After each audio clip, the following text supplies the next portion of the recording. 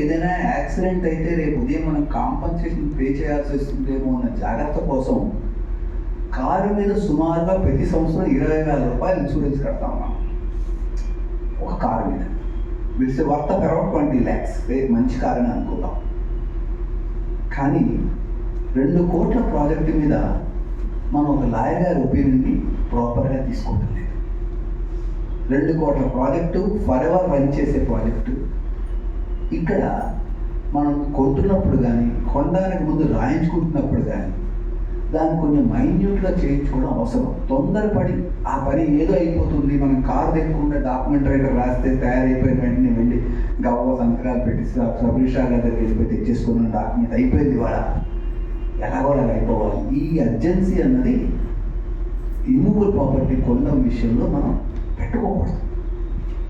Very minute. ఆ తర్వాత ముద్రా రాక్షసం అని చెప్పి డాక్యుమెంట్ చదువుతున్నప్పుడు ఇలా మేము ఒక డాక్యుమెంట్ ఇస్తే చదువుతున్నంతా కరెక్ట్గానే కనిపిస్తుంది. కానీ ప్రూఫ్ రీడర్కి ఇస్తే ఏం చేస్తాడు, అందులో 20 తప్పులు చూపిస్తాడు. ఇదేంటి మనకి ఇంతసేపు ఈ తప్పులు కనపడలేదే, మనం చదివిన బాగానే కనిపించాయి. That is expectation. అలాగా మన డాక్యుమెంట్ రాసినప్పుడు చాలా బాగానే కనిపిస్తుంది. డాక్యుమెంట్ రైటర్ రాస్తాడు, చదువుకోండమ్మా అంటాడు. మనకి ఇలా చదివిస్తుంది, ఆ బాగా వచ్చేసి ఎందుకంటే వెళ్ళిపోవాలి. అట్లీస్ట్ సాయంత్రం వేసేది మనం ఇక్కడి నుంచి ప్రాపర్టీ కాగితం పట్టుకు వెళ్ళిపోవాలి మన దృష్టిలో ఉంటాం. సో కానీ అటువంటి అర్జెన్సీ చేసుకోకూడదు. ఏ ప్రాపర్టీ కొంటున్నా ఎంత డైరెక్ట్గా ఉన్నా, ఎందుకంటే ఒక బ్యాంకుకు మనం లోన్కి వెళ్ళక తప్పదు. అయితే ప్రాజెక్ట్ ఫైనాన్స్ కనే వెళ్తాం, లేదా మన దగ్గర ఫ్లాట్ కొనుక్కుంటున్న వాడైనా కూడా లోన్కి వెళ్తాడు. వెళుతున్నప్పుడు బ్యాంకులు దాని తర్వాత లీగల్ టైటిల్ వెరిఫై చేస్తాయి. అవి ఒక్కొక్క బ్యాంకు ఒక్కొక్క కోణంలో ఉంటుంది. కొన్ని గవర్నమెంట్ బ్యాంక్స్ అయితే, నేషనలైజ్డ్ బ్యాంక్స్ ఏవైతే ఉన్నాయో అవి చాలా మైన్యూట్గా చూస్తాయి. కొన్ని ప్రైవేట్ బ్యాంక్స్ అంత మైన్యూట్గా చూడవు, కానీ వాళ్ళ రికవరీ మోడ్స్ వేరేగా ఉంటాయి. రికవరీ మోడ్ కానీ ఇంట్రెస్ట్ రేట్ కానీ హిడెన్గా ఉండి మన దగ్గర వసూలు చేస్తుంటాయి ఇండైరెక్ట్గా. అదే గవర్నమెంట్ బ్యాంక్ చెప్పాల్సిన విషయాలు మొహం మీద చెప్తుంది, కష్టంగా అనిపిస్తుంది, కానీ అదే నిజం. పాలిష్గా చెప్తారు, కానీ ఒక ప్రైవేట్ బ్యాంకు ముందు మాట పాలిష్, తర్వాత మనకి పాలిష్. ఈ రెండింటిని మనం దృష్టిలో పెట్టుకుంటూ తప్పనిసరి అయిపోయి ఏదైనా డాక్యుమెంట్లో డిఫెక్ట్ గట్రా కనిపించినా, లేదా అంటే గవర్నమెంట్ బ్యాంక్ లెవెల్ ఇవ్వటం లేదు అన్నప్పుడు మనం ఒక ప్రైవేట్ బ్యాంక్ ఎప్పుడు వచ్చేవాళ్ళు తప్ప. నేను ఒక 6 గవర్నమెంట్ బ్యాంక్స్కి, ఒక 4 ప్రైవేట్ బ్యాంక్స్కి కూడా చేస్తున్నాను. నా అబ్జర్వేషన్లో నేను అబ్జర్వ్ చేసుకున్నది ఏంటంటే తప్పనిసరి అయిపోయి తప్ప ప్రైవేట్ బ్యాంక్ మనం వెళ్ళకూడదు అనిపించింది నాకైతే. అంటే customer point of view, customer taluka safety and customer taluka interest point of వ్యూలో. ఓకే, సో ఇక్కడ మెయిన్గా ఒక ఆస్తి దగలపడడానికి కామన్గా తెలిసిన విధానాలు ఏంటంటే, మీకు తెలిసి ఎలా ఆస్తి ఎలా దగలపడవచ్చు మేడం? మీరు చెప్పండి, ఎందుకంటే ఆలోచించగా చెప్పండి, ఎలా దగలపడవచ్చు? ఒక ఆస్తి ఒక వ్యక్తికి ఎలా వచ్చే అవకాశం ఉంది? ఎలా వచ్చే అవకాశం? కొనుక్కున్నప్పుడు వచ్చింది అంటే వారసత్వంలోంచి వచ్చింది, గిఫ్ట్లోంచి వచ్చింది. ఏమండి కొనుక్కున్నాం అంటే సేల్ డీడ్ ముందుది సేల్ అగ్రిమెంట్. సేల్ అగ్రిమెంట్ అనగానే మనం వాళ్ళు నిర్ణయం చేసుకున్నాం, ఒక వస్తువు కొందాం అనుకున్నాం, దాని ఖరీదు 10 లక్షలు పెట్టుకున్నాం. ఒక జాగా కొందాం అనుకున్నాం, 10 లక్షలు పెట్టుకున్నాం. అడ్వాన్స్ 100 రూపాయలు, అదే 1000 లక్ష రూపాయలు ఇచ్చాము. ఈచ్ అగ్రిమెంట్ వస్తున్నాం. Agreement can be on 100 rupees stamp paper, తర్వాత కూడా పనికి వస్తుంది. తర్వాత ఆ 100 రూపాయల స్టాంప్ పేపర్ మీద రాసుకున్నప్పుడు అది ఎన్నాళ్ళు బతుకుంటుంది? ఇది ఒక జనరల్ క్వశ్చన్. కామన్గా ఏంటంటే 3 ఏళ్ళు ఉంటుంది అంటున్నారు. నాకు కరెక్ట్, 3 సంవత్సరాలు కాదు. అది అవతల పక్క వ్యక్తికి అందులో ఒక షరతు పెట్టుకున్నాం అనుకున్నాం, ఇవాళ నుంచి సంవత్సరం లోపల నేను కొనుక్కుంటాను అన్నా అనుకోండి. ముందు బేసికల్గా నాదేమైంది, సంవత్సరం ప్లస్ 3 ఏళ్ళు 4 ఏళ్ళు. ఈ పీరియడ్ పెట్టుకున్న పీరియడ్ ఆల్రెడీ నేను ఒప్పుకున్న పీరియడ్ అన్నమాట. ఒప్పుకున్న పీరియడ్ నుంచి 3 ఏళ్ళు తీసుకోవచ్చు. మరొక పద్ధతిలో ఎలా ఉందంటే, లిమిటేషన్ యాక్ట్లో ఎలా ఉంటుందంటే, నేను మీరు అనుకున్న తర్వాత సంవత్సరం గడిచిపోయినప్పుడు మరో సంవత్సరం తర్వాత అనుకున్న పీరియడ్ 1 సంవత్సరం గడిచిపోయింది. మళ్ళీ 1 సంవత్సరం తర్వాత ఏమండి సార్, నేను 1 లక్ష రూపాయలు మిగతా బ్యాలెన్స్ 9 లక్షలు పట్టుకుని వచ్చాను, మీరు నాకు అమ్మేయండి అని అడిగారు మీరు వాడిని. అచ్చా రేట్లు పెరిగిపోయాయి నీకు అమ్మనండి అన్నాడు. మీరు టైంలీ రాలేదు అమ్మనండి అన్నాడు. రిఫ్యూజ్ చేసిన దగ్గర నుంచి 3 ఏళ్ళు. అంటే అప్పుడు ఏమైంది, ఫస్ట్ 1 ఇయర్ అయిపోయింది, మరో 1 ఇయర్ తర్వాత మీరు వెళ్ళి అడిగారు, అక్కడి నుంచి 3 ఏళ్ళు. అప్పుడు ఎన్ని ఏళ్ళు అయింది, 5 ఏళ్ళు అయింది. కాబట్టి బేసికల్గా కామన్ సెన్స్తో తెలిసేది ఏంటో ఒక అగ్రిమెంట్ పెడితే 3 ఏళ్ళు అంటాం, కానీ 3 ఏళ్ళు కాదు. ఇది ఒక స్టేజ్లో అందులో ఉన్న షరతులను బట్టి ఈ ల్యాండ్ కొలిపించి దీనికి ఏదో పొరపాటునేమో రికార్డుల్లోనేమో గవర్నమెంట్ ల్యాండ్గా పడిపోయింది, అది ప్రైవేట్ ల్యాండే, జిరాయితీ ల్యాండే, నేను దాన్ని ఆ గవర్నమెంట్ రికార్డ్ వెరిఫై చేసి దాన్ని రెక్టిఫై చేయించి నేను డిఫెక్ట్ క్యూర్ చేసి మీకు ఇస్తాను అని అన్నాడు అనుకోండి. దానికి 15 ఏళ్ళు పట్టింది అనుకోండి, అప్పుడు కూడా మీ అగ్రిమెంట్ బతుకున్నట్టే. 15 ఏళ్ళు ప్లస్ 3 ఏళ్ళు 18 ఏళ్ళు.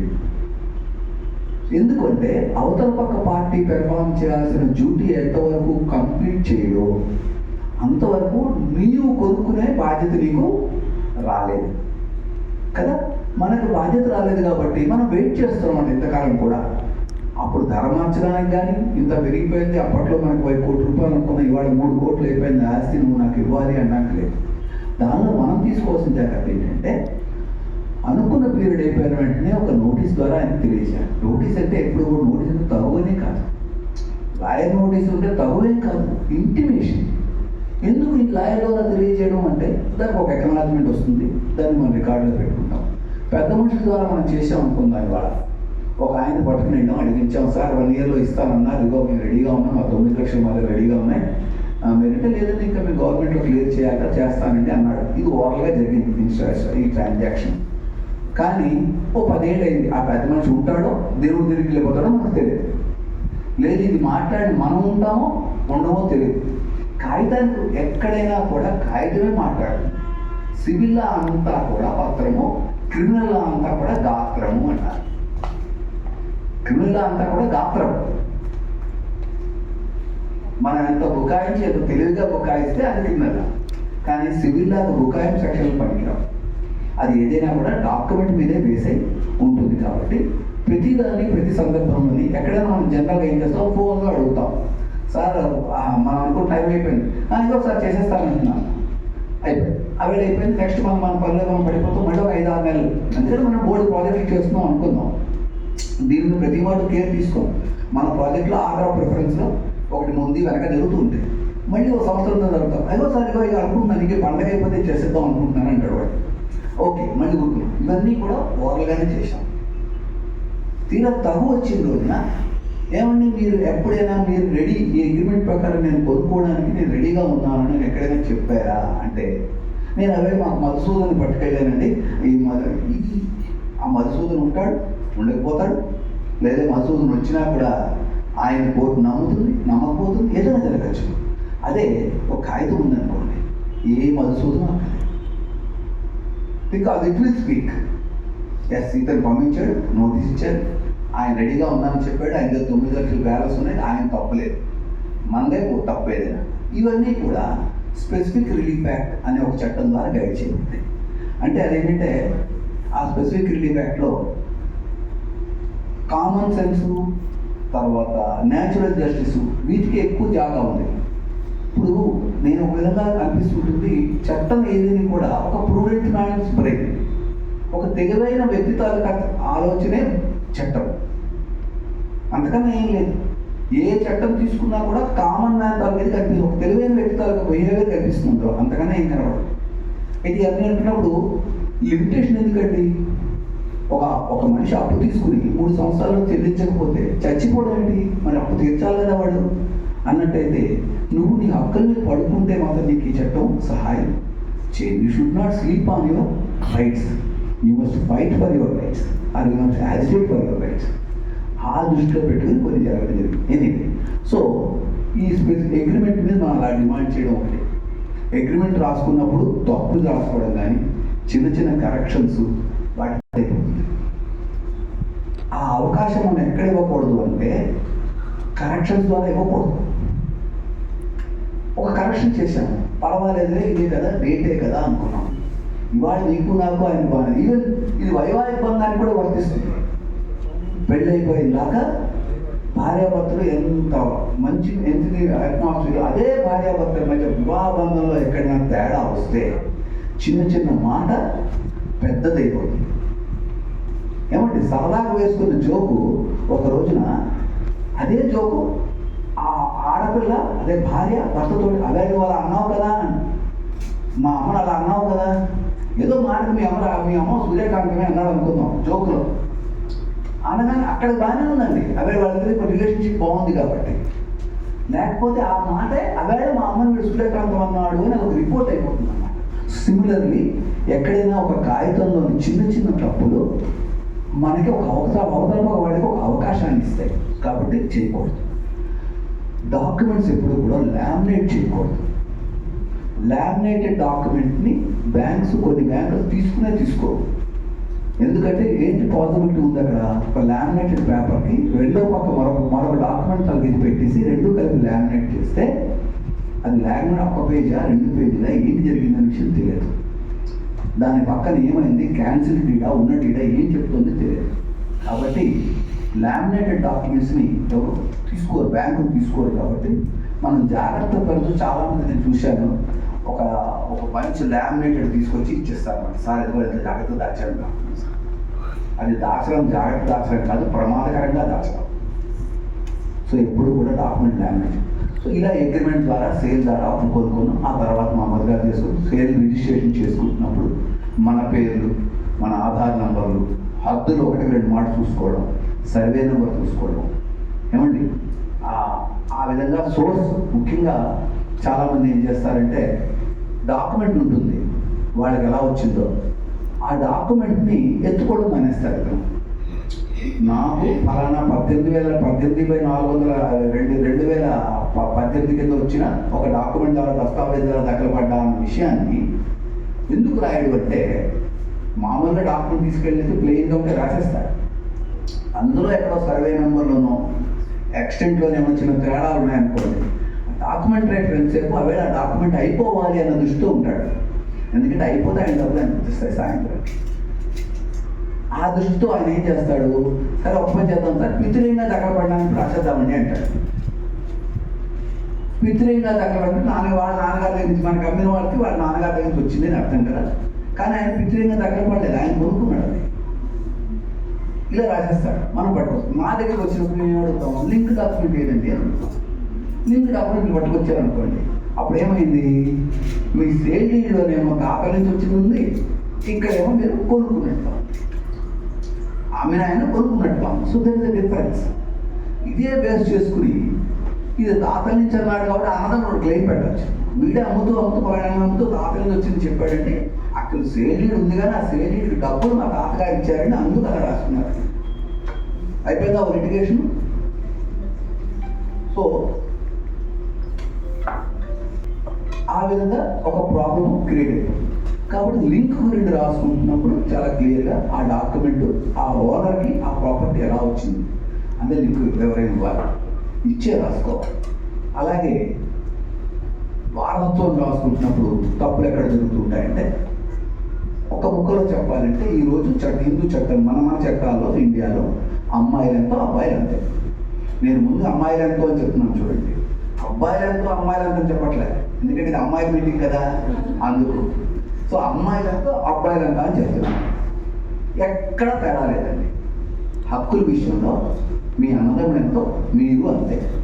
ఇందులో ఎన్టీ రామారావు గారి చట్టం తీసుకోండి, ముందు చట్టాలు తీసుకోవాలన్నీ అయిపోయి now finality as on date అమ్మాయి అబ్బాయి సమానమే.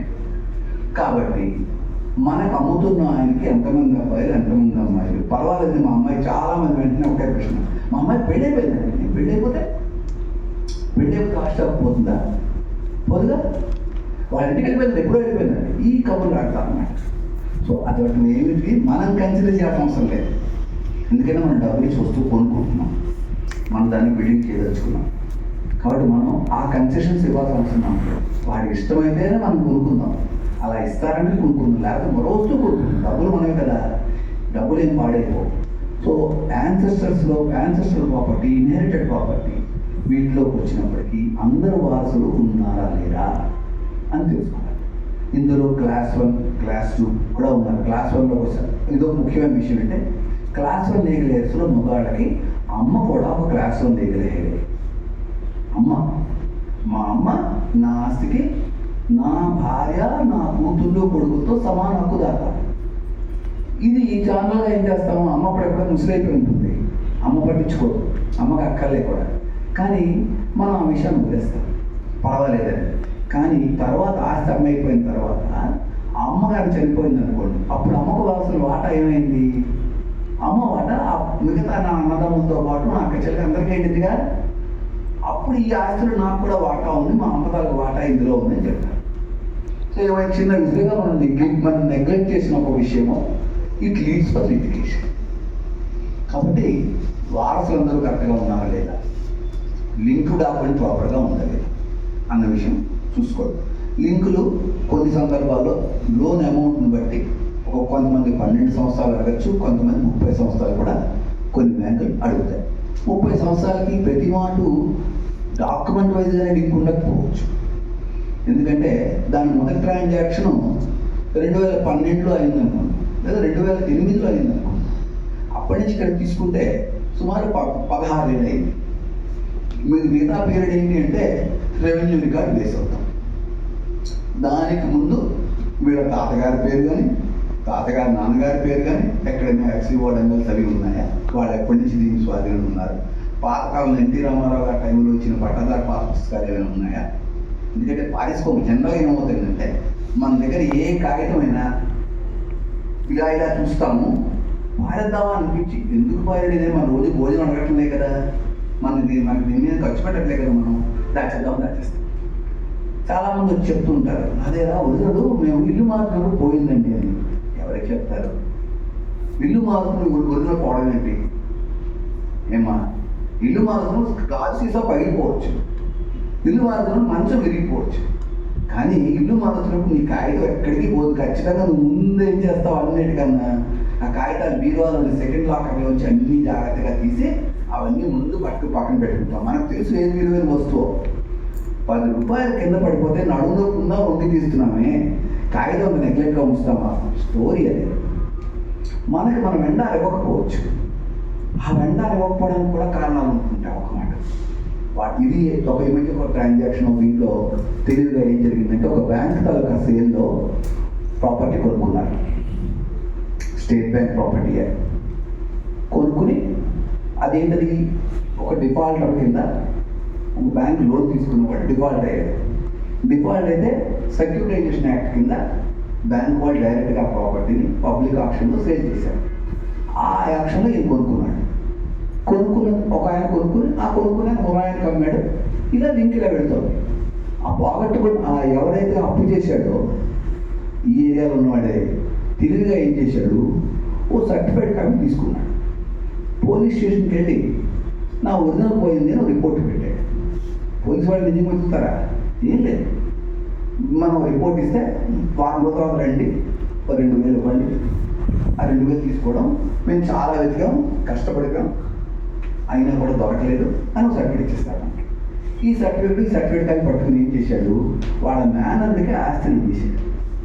రిజిస్ట్రార్కి ఏం పోయింది, రిజిస్ట్రార్ కూడా డాక్యుమెంట్ నెంబర్ వేశారు కాబట్టి ఆయన రిజిస్ట్రేట్ చేశాడు మేనర్కి. ఎందుకంటే మేనర్ ముందు తెలిసిన వాడే కదా, మేనమో కదా, బాగానే ఉంటుంది కదా రిలేషన్షిప్ అని చెప్పి ఆయన పేరు కొనేసుకున్నాడు. కొనుక్కున్న తర్వాత ఆయనతో ఒరిజినల్ తయారైంది కదా, మొరడు కమ్మాడు, వాడు మొరడు కమ్మాడు. సో ఏమయ్యాయి, సైమల్టేనియస్గా ఒకే ప్రాపర్టీకి 2 లైన్స్ రన్ అయిపోతున్నాయి.